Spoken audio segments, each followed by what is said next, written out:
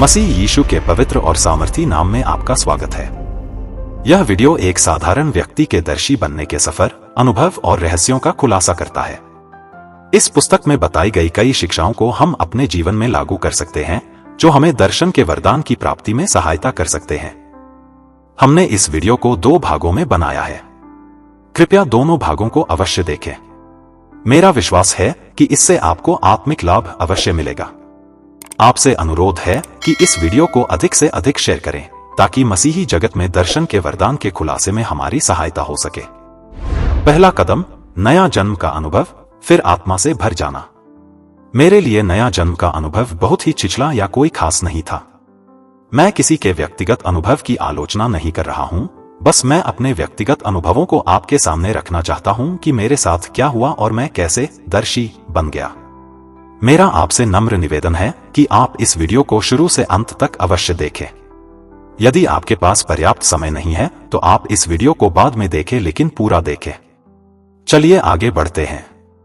मैंने कई बार उद्धार प्राप्त करने का असफल प्रयास किया, लेकिन कभी भी आत्मा से पूरी तरह भर नहीं पाया और मेरे जीवन में कोई बड़ा बदलाव नहीं हुआ। पहले कई बार मैंने टीवी प्रचारक के कहने पर यीशु को अपने हृदय में स्वीकार किया, लेकिन इससे सिर्फ एक भावनात्मक परिवर्तन हुआ, कोई गहरी परिवर्तन नहीं। इसलिए मैं फिर से अपनी पुरानी आदतों में लौट आया। शैतान ने मुझे नहीं छोड़ा और मेरे जीवन के लिए अपनी काली योजनाओं को जारी रखा। एक अस्थिर परिवार में पले बड़े होने के कारण मेरे जीवन में अंधकार की शक्तियों के लिए कई द्वार खुले थे। मैंने उद्धार प्राप्त करने के बाद कई बार शैतान के हमलों का सामना किया।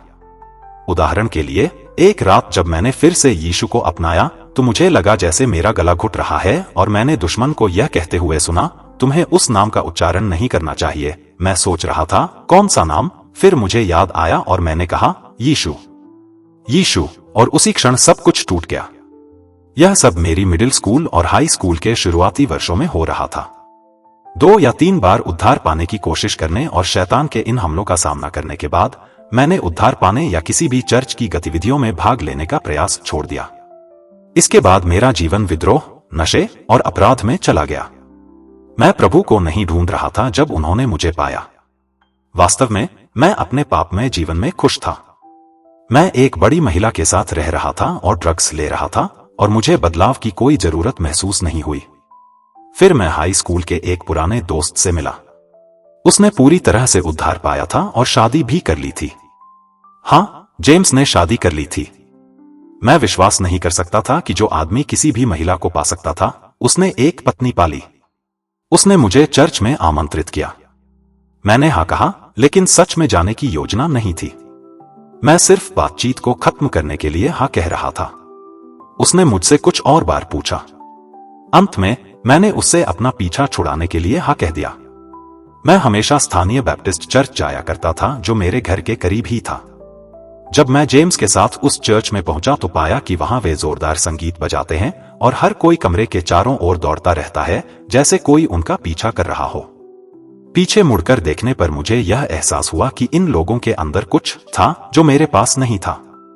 मैं नहीं जानता था कि वह क्या था और नहीं जानता था कि मुझे वह चाहिए या नहीं, लेकिन उनमें एक खुशी थी। वे हर चीज में खुश लगते थे, अच्छी या बुरी। मैंने खुद से कहा, ये लोग किसी तरह के ड्रग पर हैं। वे निश्चित रूप से कुछ न कुछ ले रहे हैं। फिर वे इन अजीब भाषाओं में बोलना शुरू कर देते जो उन्हें और अधिक जंगली बना देती।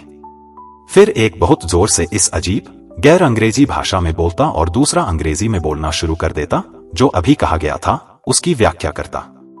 वाह, यह तो कुछ अलग स्तर का पागलपन था। फिर भी मुझे इन पागल लोगों के साथ घर जैसा महसूस हुआ। उन्हें मुझसे वास्तव में प्यार था, मतलब सच में प्यार था, और वे मुझे जानते भी नहीं थे।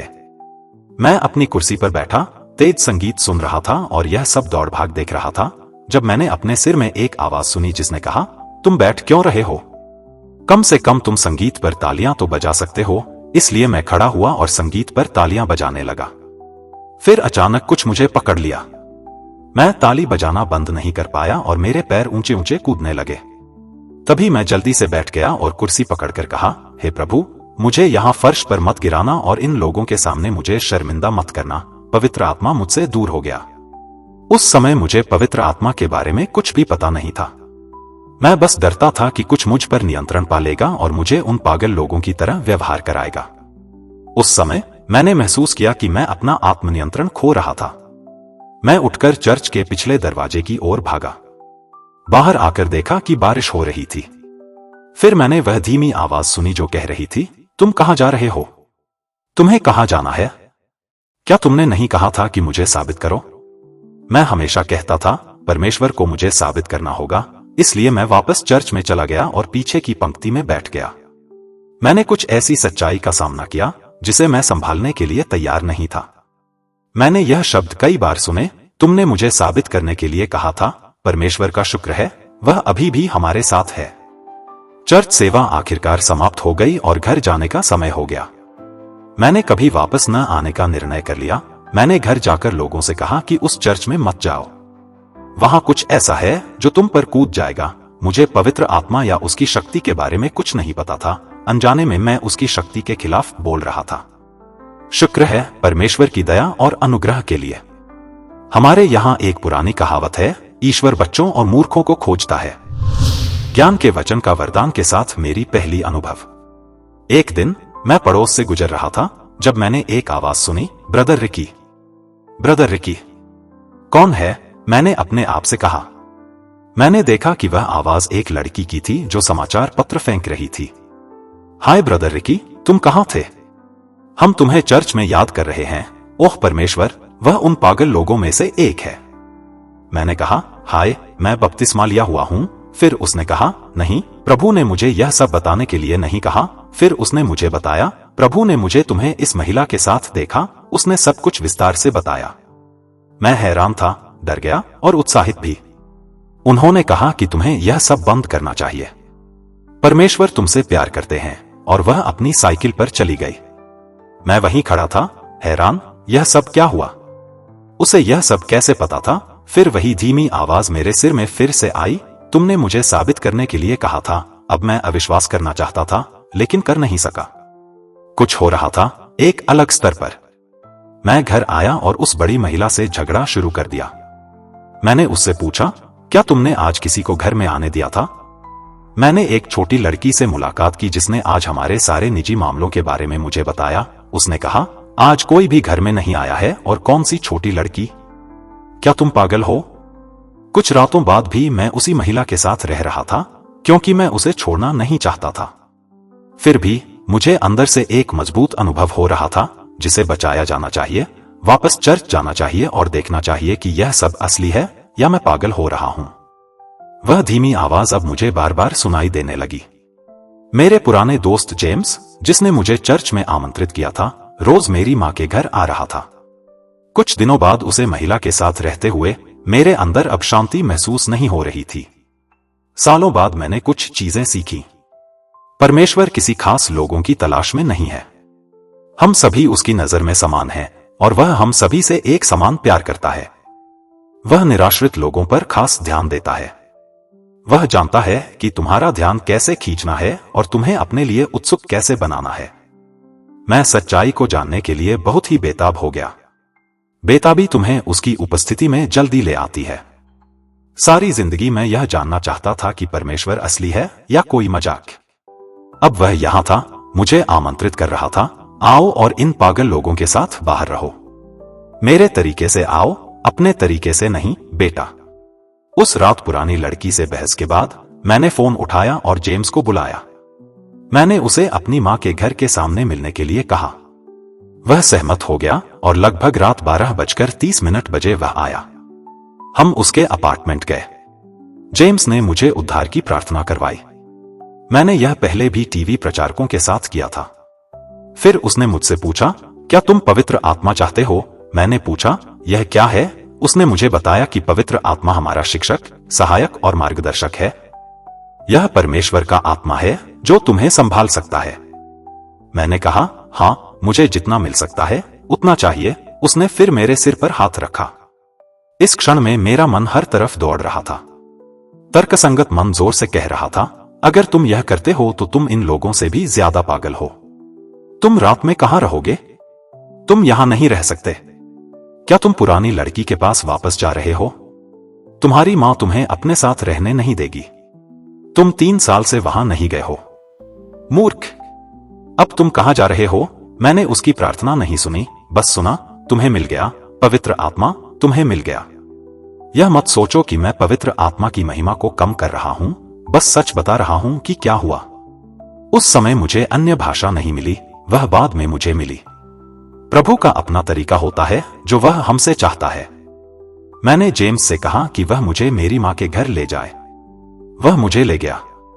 यह लगभग रात 3:30 बजे था। मेरी मां आमतौर पर इस समय किसी के लिए दरवाजा नहीं खोलती। यह मेरा पहला चमत्कार था। वह खुद दरवाजे पर आई और मुझे अंदर आने दिया। मैं 3 साल से अपनी मां के साथ नहीं रह रहा था। मैं अपने पुराने कमरे में गया, बिस्तर पर गिर गया और एक सरल प्रार्थना की, प्रभु यीशु, कृपया मुझे संभाले। उस समय मेरे जीवन में मुझे केवल बुरे सपने आते थे। हालांकि उस रात पवित्र आत्मा ने मेरी आंखें खोल दी ताकि मैं सपने देख सकूं और दर्शन प्राप्त कर सकूं। जैसा कि लिखा है, अंत के दिनों में ऐसा होगा कि मैं अपना आत्मा सब मनुष्यों पर उंडेलूंगा और तुम्हारे बेटे और तुम्हारी बेटियां भविष्यवाणी करेंगी और तुम्हारे जवान दर्शन देखेंगे और तुम्हारे बुजुर्ग स्वप्न देखेंगे। मैं उस रात बिस्तर पर अगले दिन की घटनाओं को सपनों और दर्शनों के माध्यम से देखा। यह बहुत अद्भुत था। मैंने उन लोगों को देखा जिनसे मैं मिलूंगा, उन जगहों को देखा जहां मैं जाऊंगा और किस समय जाऊंगा यह देखा। मैं इसी घर में रहूंगा और वापस आऊंगा यह देखा। यह सिलसिला 1 साल से अधिक समय तक चला। मैं अपने आप को कोई विशेष व्यक्ति नहीं मानता। जो कुछ मेरे साथ हो रहा था इसका श्रेय मैं अपनी आत्मिक भूख और प्यास को देना चाहता हूं। प्रभु ने मुझे पवित्र आत्मा से भरा क्योंकि मुझे उसकी अत्यधिक आवश्यकता थी। आप सभी को मालूम ही है कि मैं एक हताश स्थिति में था। पहला, मुझे लगता है कि यह मेरी सही तरीके से पढ़ने की अक्षमता थी। मेरी पढ़ाई 5वीं कक्षा तक ही हुई थी, इसलिए मैं बाइबल सही तरीके से नहीं पढ़ सकता था। दूसरा, मैं ड्रग्स का उपयोग करता और डीलर था। जब मैं आत्मा से भरा हुआ था, इस समय मुझे ड्रग्स से पूरी तरह मुक्ति मिली। हालांकि उस मुक्ति ने मेरे ऊपर ड्रग डीलरों के बड़े कर्ज को खत्म नहीं किया, जो मेरी मां के घर के सामने ड्रग्स बेचते थे। कभी कभी प्रभु यीशु मुझे दर्शन और सपने देते थे कि कब बाहर निकलना है ताकि मुझे उनका सामना न करना पड़े। प्रभु यीशु हर एक व्यक्ति से अलग तरीके से व्यवहार करते हैं। हम सभी प्रभु के दृष्टि में मूल हैं, प्रतिलिपियां नहीं। इसलिए उनके तरीके हमारे सभी के लिए अद्वितीय हैं। कुछ सामान्य संबंध हो सकते हैं, लेकिन उनके तरीके समझ से परे हैं। यहां तक कि उन्होंने मुझे दर्शन का वरदान साझा करने में जो सिखाया और प्रशिक्षित किया है वह अद्वितीय है।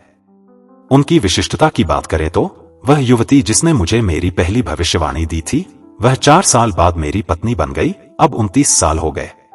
प्रभु यीशु बहुत अच्छे, वास्तविक और अद्वितीय हैं। हमारे 2 अद्भुत बच्चे हैं, नाथनिएल और केटलिन डेंट। बाइबल के वचनों से प्रकाशन प्राप्त करना। पौलुस की इफिसियों की कलीसिया के लिए प्रार्थना मेरी प्रार्थना है उन लोगों के लिए जो इस पुस्तक को पढ़ रहे हैं। इफिसियों 1:17 से 18 कहता है कि हमारे प्रभु यीशु मसीह का परमेश्वर, जो महिमा का पिता है, तुम्हें अपनी पहचान में ज्ञान और प्रकाश का आत्मा दे। अंग्रेजी बाइबल में इसे इस तरह लिखा है, may God give you the spirit of wisdom and revelation, और तुम्हारे मन की आंखें ज्योतिर्मय हों कि तुम जान सको कि उसके बुलाने से कैसी आशा होती है और पवित्र लोगों में उसकी मीरास की महिमा का धन कैसा है। प्रकाशन का सरल अर्थ है ईश्वर की दृष्टि या नजरिए से मिली विशेष ज्ञान या समझ। परमेश्वर के कोई अंधे पहलू नहीं है, जबकि मनुष्यों के होते हैं। जब हम प्रभु के वचन को पढ़ते और मानते हैं, उनकी पवित्र आत्मा हमें ईश्वर की दिव्य अंतर्दृष्टि और दृष्टिकोण को प्रकट करती है, जो हमारे आत्मा में विश्वास और शक्ति को उजागर करती है। ज्ञान और प्रकाशन की आत्मा वह उपकरण है जिसका उपयोग पवित्र आत्मा विश्वासियों को दिव्य अंतर्दृष्टि और समझ देने के लिए करेगी। पौलुस चाहता था कि इफिसियों की कलीसिया को प्रभु की योजना और उद्देश्य के लिए आत्मिक अंतर्दृष्टि और दृष्टि प्राप्त हो। वह चाहता था कि वे आत्मा के माध्यम से देखें, न कि केवल सिर के ज्ञान के साथ। आप इस पुस्तक को केवल अपनी तार्किक बुद्धि से पढ़ सकते हैं और केवल जानकारी प्राप्त कर सकते हैं, या आप इसे ज्ञान और प्रकाशन की आत्मा के माध्यम से पढ़ सकते हैं और आपका जीवन हमेशा के लिए बदल सकता है। दर्शियों के लिए 10 बाइबल वचन जिसे मुझे लाभ मिला। इन वचनों को पढ़िए, कंठस्थ कीजिए, मनन कीजिए, हो सकता है आपको भी लाभ मिले। यूहन्ना 16:13, प्रकाशित वाक्य 12:11, फिलिपियों 1:6, यूहन्ना 4:24, यूहन्ना 12:3, इब्रानियों 1:14, पहला तिमुथियुस 4:15, यहोशू 1:8, मरकुस 13:11, पहला कुरिन्थियों 14:2। यह सारे बाइबल वचन आपको डिस्क्रिप्शन में मिल जाएगा। यूहन्ना 16:13 में लिखा है, परंतु जब वह अर्थात सत्य का आत्मा आएगा तो तुम्हें सब सत्य का मार्ग बताएगा, क्योंकि वह अपनी ओर से न कहेगा, परंतु जो कुछ सुनेगा वही कहेगा, और आने वाली बातें तुम्हें बताएगा। वह वर्तमान और भविष्य की सच्चाई को दर्शन और प्रकाशन द्वारा प्रकट करेगा। पवित्र आत्मा सच्चा दर्शी है।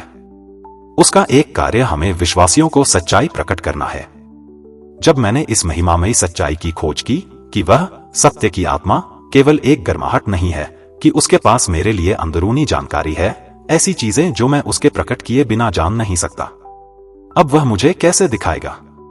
पवित्र आत्मा अपने वरदानों का उपयोग करके मुझसे बात करेगा और मुझे वर्तमान और भविष्य की घटनाओं को दिखाएगा, विशेष रूप से वे चीजें जो मेरी बुलाहट और मेरी सेवकाई में मेरी सहायता करती हैं। यह पुस्तक लिखते समय भी वह मुझे सिखाएगा और दिखाएगा कि मुझे क्या जानने की आवश्यकता है। प्रभु का पूरा उद्देश्य हमें सिखाना और दिखाना है। इसलिए हम सभी में एक दर्शी है जो परमेश्वर के रहस्यों को देखने और जानने के लिए है। मनुष्य की आत्मा परमेश्वर की मोमबत्ती है जो हमें उनके जीवन के लिए उनकी इच्छा को उजागर करती है। कैसे सब कुछ समझें? पवित्र आत्मा के 9 वरदान होते हैं जो 3 भागों में विभाजित हैं। मौखिक वरदान, भविष्यवाणी, अन्य भाषा और अन्य भाषाओं का अनुवाद। प्रकाशन का वरदान, ज्ञान के वचन, बुद्धि के वचन, आत्माओं का परख। शक्ति का वरदान, विश्वास, चंगाई का वरदान और सामर्थ्य के काम करने की शक्ति। जब पवित्र आत्मा हमें कुछ प्रकट करना चाहता है तो वह प्रकाशन का वरदान का उपयोग करता है, ज्ञान के वचन, बुद्धि के वचन, आत्माओं का परख। मरकुस 13:11 में लिखा है, पहले से चिंता न करना कि हम क्या कहेंगे, पर जो कुछ तुम्हें उसी घड़ी बताया जाए वही कहना, क्योंकि बोलने वाले तुम नहीं हो परंतु पवित्र आत्मा है। चिंता न करना को समझने के लिए हमें मानव मस्तिष्क या दिमाग को समझना होगा कि वह कैसे काम करता है। मानव मस्तिष्क विचारों और कल्पनाओं पर चलता है। यह विचारों पर चलता है और इसमें विचारों का विश्लेषण और तर्क करना, साथ ही कल्पनाएं शामिल हैं। एक पद कहता है, यह तुम्हें दिया जाएगा। परमेश्वर के द्वारा दिए गए विचार आमतौर पर हमारी कल्पना के भीतर पाए जाते हैं, जो हमारे सोचने का दृश्य पक्ष है। बाइबल में प्रेरित कल्पना इंस्पायर्ड इमेजिनेशन और व्यर्थ कल्पना वेन इमेजिनेशन के बारे में बात करती है। दूसरा कुरिन्थियों 10:5 में लिखा है, सो हम व्यर्थ कल्पनाओं को और हर एक ऊंची बात को जो परमेश्वर की पहचान के विरोध में उठती है खंडन करते हैं और हर एक भावना को कैद करके मसीह का आज्ञाकारी बना देते हैं। दर्शन का वरदान में एक महत्वपूर्ण हिस्सा पवित्र आत्मा से प्रेरित विचारों या इंस्पायर्ड इमेजिनेशन और दर्शनों को प्राप्त करना है। इन प्रेरित विचारों और दर्शनों को ज्ञान के वचन, बुद्धि के वचन और आत्माओं का परख कहते हैं।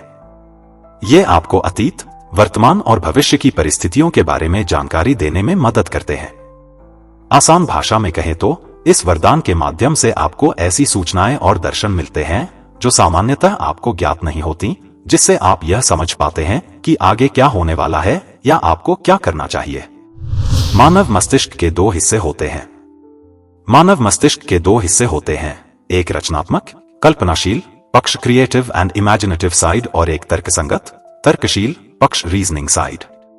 बाइबल में यूहन्ना 4:24 कहता है, परमेश्वर आत्मा है और अवश्य है कि उसके भजन करने वाले आत्मा और सच्चाई से भजन करें। आइए हम सब आत्मा और सच्चाई को समझने का प्रयास करें।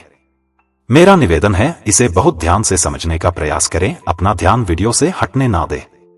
आत्मा मस्तिष्क का दायां या रचनात्मक और कल्पनाशील पक्ष या क्रिएटिव एंड इमेजिनेटिव साइड है, जबकि मस्तिष्क का बायां भाग सच्चाई या सत्य तर्क और तार्किक पक्ष है, रीजनिंग साइड।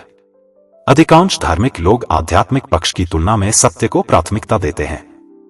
फिर भी हमें आत्मा और सत्य में पूरे दिल और दिमाग से प्रभु की सेवा करनी चाहिए। आत्मिक वरदानों का उपयोग। पवित्र आत्मा पहले हमारे मस्तिष्क के स्वचालित ऑटोमेटिक पक्ष से बात करता है, जो रचनात्मक और कल्पनाशील पक्ष या इंग्लिश में कहा तो क्रिएटिव एंड इमेजिनेटिव साइड है। स्वचालित ऑटोमेटिक का मतलब है कि हमारे मस्तिष्क के कुछ हिस्से बिना किसी सोच के काम करते हैं। उदाहरण के लिए, दिल धड़कता है, हम सांस लेते हैं, हमारी आंखें झपकती हैं। ये सब अवचेतन स्तर पर काम करते हैं। दूसरी ओर आप अपने विचारों के प्रति सचेत हो जाते हैं और अपने पैरों को चलने तथा हाथों को उठाने के लिए हम कहते हैं तो ऐसा ही होता है। इसे हम सत्य पक्ष, तार्किक पक्ष या रीजनिंग साइड कहा सकते हैं। यह जानने के तरीकों में से एक है कि परमेश्वर ने आपको कुछ प्रकट किया है तो वह आपके मस्तिष्क में चिपकता है या सेट हो जाता है। जब पवित्र आत्मा का वरदान आप में काम कर रहे होते हैं तो एक स्वचालित प्रवाह होता है। यह मस्तिष्क के रचनात्मक और कल्पनाशील पक्ष या क्रिएटिव एंड इमेजिनेटिव साइड में ही होता है। बहुत सारी सोच नहीं होती, आत्मा काम कर रहा होता है।